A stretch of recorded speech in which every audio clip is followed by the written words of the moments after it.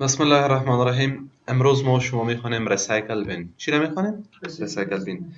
ببینید متوجه باشین که ریسایکل بین خب کلتان میشناسین که چی هستن. درست است؟ زمانی که شما یک چیز را دیلیت میکنید در کجا انتقال میکنه؟ در ریسایکل بین میره. فهمیدین؟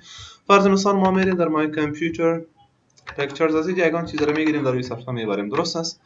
این را از اینجا کپی میکنم، کنترل سی کپی کردم و در اینجا آوردیم، کنترل وی پیست کردم. رایت کلیک نیو یک فولدر میسازم، مثلا با نام ABC. در اینجا میارم کنترل وی در این فولدر هم میره چی میکنم؟ پیست میکنم. اگر شما یک فایل را بخواید دیلیت بکنید، مثلا این هستن، این فایل را میخوایم دیلیت انتخاب بکنید. بعد از انتخاب شدن در کیبورد تکمه دیلیت را فشار میدیم، انتر میکنیم، فایل چی میشه؟ دیلیت میشه. وقتی که فایل دیلیت شد در ریسایکل بین اومده، در کجا میباشه؟ در ریسایکل بین. ببینید این اپشن وجود داره در ریسایکل بین اومده. ریسایکل بین به معنای کثافت دانی است، یعنی قسمی که مثلا در شما در خانه چیزای اضافی را که ضرورت نمیباشه کثافت میموشه، کثافت دانی میندازه. با همون شکل اداری هم در کامپیوتر چیزی که شما ضرورت ندارین او را شما در ریسایکل بین میاندازید. بعضی اوقات مثلا باز وقتی که پر شد ریسایکل بین، شما او را چی میکنید؟ دیلیت میکنید، از کامپیوتر خارج میکنید در صورتی که ضرورت نداشته باشین. ببینید پس هر فایلی که شما دیلیت میکنید رایت کلیک بکنید دیلیت و یا هم در کیبورد تکمه دیلیت را فشار بدین، فایل دیلیت میشه. اگر بخوایم که مثلا در ریسایکل بین دیلیت کردیم، بعد از فکر ما شد که این فایل مهمی بود، پس بخوایم دوباره برگردانی میره در حالت خود، پس شما برین برای ریسایکل بین رایت کلیک بکنید. اولین آپشن داریم اوپن. ریسایکل بین رو چی میکنه؟ باز میکنه. درست است؟ باز که شد اینی فایل میخوایم پس در جای خود بره، پس بالاش کلیک کو، براش چی بگو؟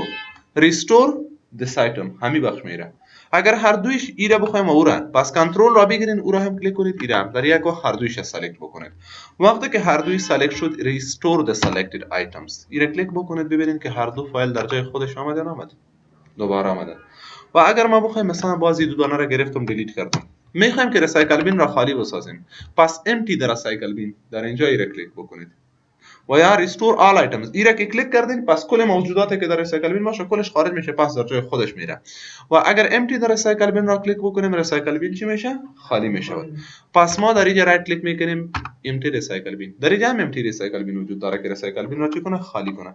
برای ما مسیج میده که آیا مطمئن هستین که شما مکملا دیگه ایره چی میکنین؟ دیلیت میکنین، پرمننتی با دائمی از کامپیوتر خارج میکنین. برشان میگیم یس، او فایل چی شد؟ دیلیت شد. حال ریسایکل بین چی هستن؟ خالی است. رایت کلیک میکنیم کرییت شارتکت، هزمی یک شارتکت جور میکنه. درست است؟ ببینید چی جور کرد؟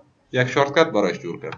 خب شارتکت ما ضرورت نداریم، شیفت دیلیت. اگر شمرای وقت دیلیت شدن یک فایل شما شیفت را فشار بدین، بدون از اینکه در ریسایکل بین بره مستقیم از کامپیوتر چی میشه؟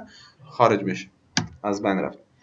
و باز در اینجا این فایل وجود داره ریسایکل بین هستن. رایت کلیک میکنیم، حالا میریم در آپشن رینیم، نامش هم میتونین تبدیل بکنین. رایت کلیک بکنین رینیم، نام ریسایکل بین نام میخواین تغییر بدین، نمیخوایم تغییر بدین که شارتکت رینیم F2 است. در کیبورد شما F2 را فشار میتونین رینیم بسازین و یا هم رایت کلیک بکنین رینیم و رایت کلیک میکنیم پراپرتیز. در اینجا کمی دیتیلز جزئیات هستن درباره ازی. ببینید در اینجا اولین چیزی که وجود داره ای پارتیشن هارد دیسک شما میباشه. چند بخش تقسیم کردیم هارد دیسک خود را؟ 3 پارتیشن داریم، درایو سی هستن، درایو دی هستن و ایست. زمانی که در کامپیوتر شما برین ببینید درایو دی، ای سی و این درایو داره. حالا ببینید فایلی را که شما دیلیت میکنید برای درایو سی چقدر اسپیس داده؟ در 97.3 جی بی درایو سایز درایو است. در اینی در ریسایکل بین تو نیست که تو هر قدر چیز رو برو دیلیت کو در ریسایکل بین ثبت شه، او به خود سایز داره. وقتی که سایزش بالاتر رفتن او نمیشه، جای نمیشه. فهمیدین؟ در درایو سی برای درایو سی چقدر جای دادم؟ 7030 ام بی، تقریبا 7 جی بی سایز برای ازی داده که باید فایل دیلیت شه. از 7 جی بی اگر بالاتر شد فایل های درایو سی، پس ریسایکل بین او را نگاه کرده نمیتونه. ببینید فعلا اگر ما دیلیت کنیم این فایل ها کدام مشکلی نیستن، دیلیت میکنیم، میره در ریسایکل بین انتقال میکنه. اما ما میخوایم که برای درایو سی و قدر سایز نمیتونم. سایز چی میتونم؟ کم میتونم. سوری رقم خارج کردم. سایز چی میتونم را؟ کم میتونم. رایت کلیک میکنیم بالای زیر ریسایکل بین پراپرتیز. برایش چی اساین میکنیم؟ برایش میگیم 1 ام بی. چقدر سایز داشته باشه؟ 1 ام بی. حالا اگر از درایو سی شما یک چیز رو دیلیت میکنید که سایز از او کمتر از 1 ام بی باشه، خود ریسایکل بین نگاه میشه. اگر از 1 ام بی بالاتر رفت دیگه ریسایکل بین رو نگاه کردن نمیتونه، از کامپیوتر کاملا خارج میشه. ببین این رو نوشته کردیم و اپلای. اوکی. حالا ببینید این فایل است، ما این رو میگیرم دیلیت را فشار میدم. سایز از او چقدر است؟ 759 کی بی. این در ریسایکل بین میره. درست است؟ جای شد. این فایل دیگر اگر دیلیت کنم، رایت کلیک میکنم، در پراپرتیز میرم، ببینید سایز از این میبینم 608 کی بی. آیا این هم در ریسایکل بین جای میشه نمیشه؟ نیم ام بی خوب بود نه اینا رو ما دیلیت میکنم آره شو در سایکل بین آیا مطمئن هستین که فایل رو شما برای سایکل بین انتقال بکنید برش میگم یس وقتی که ایره یس کردم مو هم رفت جای شد یک ام بی شد خب چون یک ام بی که از 1024 کی بی یک ام بی باشه شاید از اون کتا کمتر بوده باشه حالا میرم ایره دیلیت میکنم رایت کلیک میکنم دیلیت یس رفت در سایکل بین یا نه و دیگهش چی شده گم شد به خاطر از که جای نمیشه خب اگر ما این فایلی که مثلا این فولدر کاملا چقدر هستن 5.56 ام بی هستن ایره دیلیت میکنم برای ما مسیج میتن آر شیور مطمئن هستی یس یعنی برای ما مسیج میتا که ای در ریسایکل بین جای نمیشه this folder is too large for the recycle bin این فولدر برای ریسایکل بین بسیار سایز بزرگی داره نمیشه do you want to permanently delete this folder آیا شما مطمئن هستید که برای دائمی این فولدر رو چی کنید دیلیت کنید برای میگم که نه نخیر دائم نمیتونم چون در ریسایکل بین پس سایز ما کمتر انتخاب کردیم حالا اگر از یک ام بی بالاتر ما فایل رو دیلیت کنیم ثبت کردن نمیتونه و اگر مثلا خودت بر ما میگی که در مای کامپیوتر میرم این درایو سایز چقدر هستن این فایل 123 ام بی تو اگر ای را دیلیت کنم در ریسایکل بین میره یا نمیره نمیره میره در ریسایکل بین ببینه نه با وجودی که 123 ام بی هم بود رفت چرا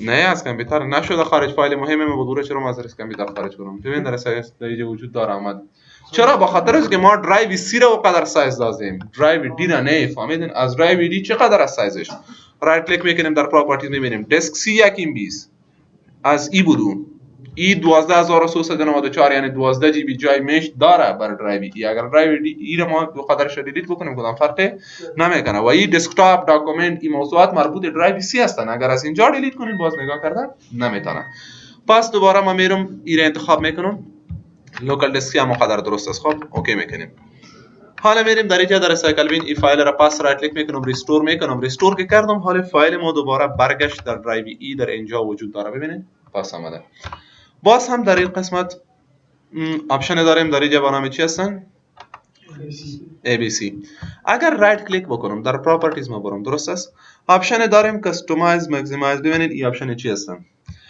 Don't move file to recycle bin and remove file immediately اگر این کلیک کنی هیچ فایل در ریسایکل بین نمه البته از درایو سی اگر دیلیت کنی از درایو چی دیلیت کنی سی اپلای کو اینا که می فایل رو دیلیت میکنی مستقیم از کامپیوتر خارج میشه اگر کم باشه از زیاد هیچ در ریسایکل بین نمیره ببینید نه ریسایکل بین ما امتی خالی کردم صحیح است این فایل رو ما میرم دیلیت میکنم در ریسایکل بین نامد اون مستقیم دیگه از کامپیوتر خارج میشه به خاطر اینکه ما گفتیم که از درایو سی اگر چیزی رو دیلیت میکنیم در ریسایکل بین نمیره دوباره باز هم ما رایت کلیک میکنیم در پراپرتیز میریم رایت کلیک پراپرتیز در پراپرتیز آپشن داریم با نام چی هستن display delete confirmation dialog این آپشن چی کار میکنه وقتی که ما یک فایل رو دیلیت میکنیم برای ما یک مسیج میده نمیده این مسیج آگاهی میده که مطمئن است یا نیستی ورش میگم نو اگر باشم پس دوباره ببین دیلیت نشد اما اگر در ریسایکل بین شما رایت کلیک کرده باشین در پراپرتیز برید